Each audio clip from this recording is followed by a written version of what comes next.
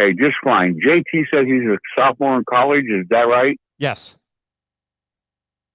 Well, then he needs to study some football because Cincinnati in no way, shape, or form can field anywhere near the kind of talent that Alabama has. It's not even close. Not even close.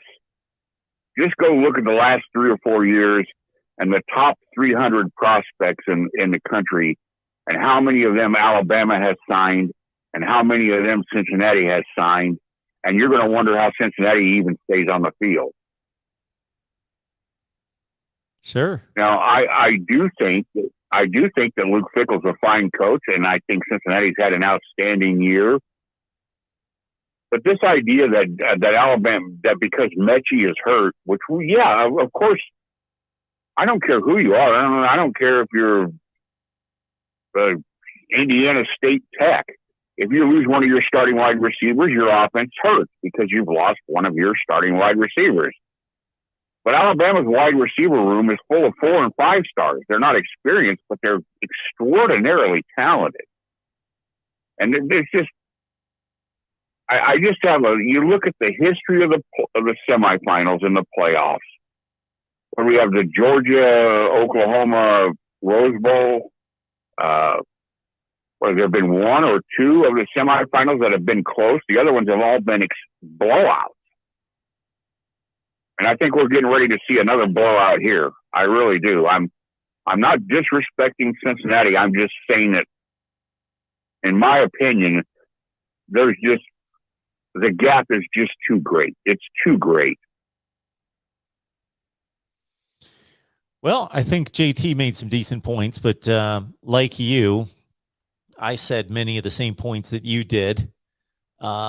I think that all you have to do is look at the team composite talent rankings. And if they weren't accurate, I wouldn't cite them, but they are accurate, especially at the top. And the 6 most talented teams in the country, based on what's on the roster right now: Alabama, Ohio State, Georgia, Clemson, LSU, Oklahoma. That's basically been the playoff. And right. Yeah, Cincinnati just I think that we would see even more of a talent gap and even more of a gap if they were thrown in the SEC West and they had to run through these games week after week after week after week after week. Then we would see the depth issues show up as well. But for the one game, yeah, they might be able to come up with some schemes and some matchups to hang in there for a while. But like you say, we've only seen a couple decent semifinal games, and I didn't disrespect the likes of Washington and Michigan State and some others, but it was just clear that they didn't have the talent to hang in a ball game, and I think Cincinnati's right in that same place. Well, and I don't want to overlook the fact that you're going to give Nick Saban 3 weeks to get ready for you, and yep. If you took the names away and you gave me Cincinnati's roster and you gave me Alabama's roster, and then you told me Nick Saban gets this roster over here and it's Alabama's, and Luke Fickell gets this roster over here. I mean, hello, Nick Saban, hello.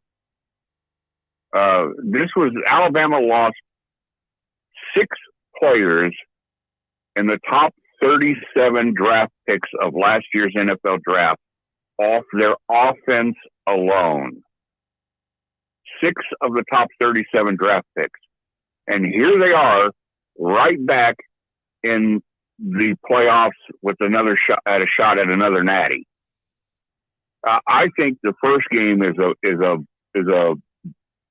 yawner. And then I think the exact opposite in the second.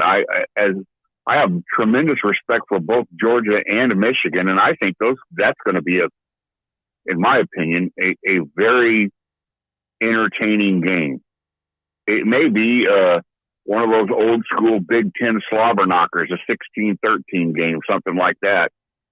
But I really think the second game is going to be extremely entertaining. What's your thoughts on Georgia, Michigan?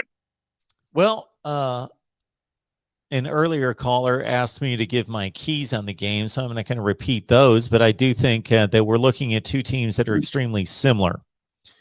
They want to run the ball at you. They want to set up play action.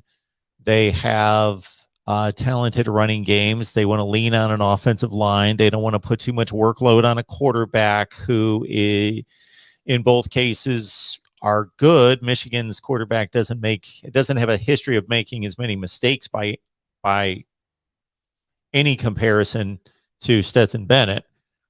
So I think that would be one Michigan advantage, is their quarterback doesn't have a history of making mistakes, and Stetson Bennett does. And like I mentioned to the other caller, I'm going to be fascinated to see how Georgia approaches pass pro, whether they're going to keep tight ends and backs in to protect against those two defensive ends, Hutchinson and Ajabo, because they've been ridiculously effective, or if they're going to trust their two tackles like Ohio State did. Ohio State trusted their two tackles, and they're both going to be playing in the NFL, but they weren't good enough to consistently protect Stroud, and it cost Ohio State the game. And I also think that this Brock Bowers tight end at Georgia is fast becoming the best tight end in college football. He's phenomenal, and he's going to be tough for Michigan to deal with and try to find a matchup that can handle him.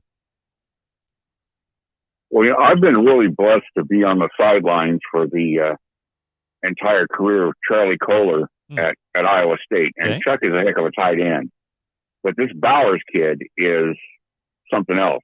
And if he doesn't enter next season as the lead candidate for the Mackey, I don't know who it would be. He's been very impressive. Hey, I know you got other callers, and I'll let you go, but I want to leave you with one thought, and then I'll go and then listen to what your response is. Can you tell me, briefly sum up why it would be, if you think so, why it would be a bad idea, this transfer portal, to reimpose you got to sit out a year if you transfer, like it used to be, where if you transferred, you had to sit a year. If you agree that that's a bad idea, I'd just like to hear your thoughts on that. And thanks for taking my call, Mark, and have a Merry Christmas. Yeah, Merry Christmas to you as well. Appreciate that. So I don't believe that there's a right or wrong here. I don't believe, some things we could argue about, and I would vehemently say that's right. There is a moral justification for this, or there is not. There is a right or wrong. With this, there is not right or wrong. It's about freedom. It's about balancing freedom for the athlete with what is good for the sport. It's just like the free market system. I believe in the free market system, but there have to be regulations and restrictions, or there would be corruption. Okay. I believe that a player, and I don't have necessarily a great argument for this, but I just think it seems reasonable to me that we would allow these players to transfer one time without penalty. And there would be an understanding that they can transfer one time without sitting out a year. But the next time they would have to sit out the one season. I just think that's fair and reasonable and balanced to not allow just crazy, even if the NFL. So this is sometimes compared to, and I've even made this comment, comparing this to NFL free agency, but it's not. It's really not. I called it that a few times, and then I thought, no, it's the wild, wild west right now compared to NFL free agency. 90% of NFL players are under contract, and they're not free agents. They have a 1-year contract, a 2 or 3 or 4 year contract. If they're great players, they might have 7 and 8 year contracts. And there's a very small portion of the league that every offseason have free agent status because their contracts have run out. So that's under control. We live in a situation where any college football player at any time can say, I'm a free agent, put my name in the transfer portal. They look outside and they think, you know what, this is 3 consecutive cloudy days in Manhattan, Kansas. I don't want to be here anymore. Bye. Or I don't like these 2 dudes that are close to my locker on the football team. Get me out of here. Or we know that 18 to 21-year-olds don't have the best judgment or the best perspective on life to understand, be patient, work hard, be diligent, do the right things. Your hard work, your diligence will pay off. No. And it's not their fault, but it's that stage of life, and it's been magnified by the culture. It's been magnified by the culture. And again, it's not their fault. It's actually our fault as adults. And it's the fault of technology that has created the society that we have to have everything. How more impatient are all of us today than we were 10 years ago or at another time in our life when everything wasn't just bam? If we have a, can you imagine, for those of us that are, in the 50 plus range, that if we think back about having the internet when we were 15 or 20 years old, and if we had to wait 4 seconds for a page to load, we would have been fine with it. We would have been like, the internet, this is amazing. This is incredible. And now if a page takes 4 seconds to load, we're impatient. Well, what's wrong with this? Let's go. Everything is instant gratification. I don't like this. Change it now. I had a bad meal at the cafeteria. Change it now. My coach yelled at me yesterday. Change this. Go over here. Everything looks better over there. So I don't like that. But at the same time, I think that we should allow these players one time to transfer. I've said this many times. One of the great things that I love about college football is knowing that Desmond Howard always played for Michigan. Chris Spielman always played for Ohio State. There is no compromise in it. They are full-blooded. Mark Ingram always played for Alabama. David Palmer always played for Bama. Bo Jackson always played for Auburn. We'll not be able to say this in the future. We'll be sitting here in 10 or 15 years talking about the great players from 15 years ago and saying, yeah, well, he was at Ohio State, then he went to Alabama, and then he finished up at Oklahoma. Fill in the blank. Chase Bryce, yeah, started off at Clemson. Had that really important pass he threw that saved their perfect season on 4th down against Syracuse. But then he went to Duke. Oh, yeah, then he went to Appalachian State. We can't say that anymore. I don't like that. But it's not their fault.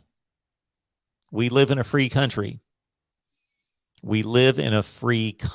So I would allow them one transfer and then enact the penalty.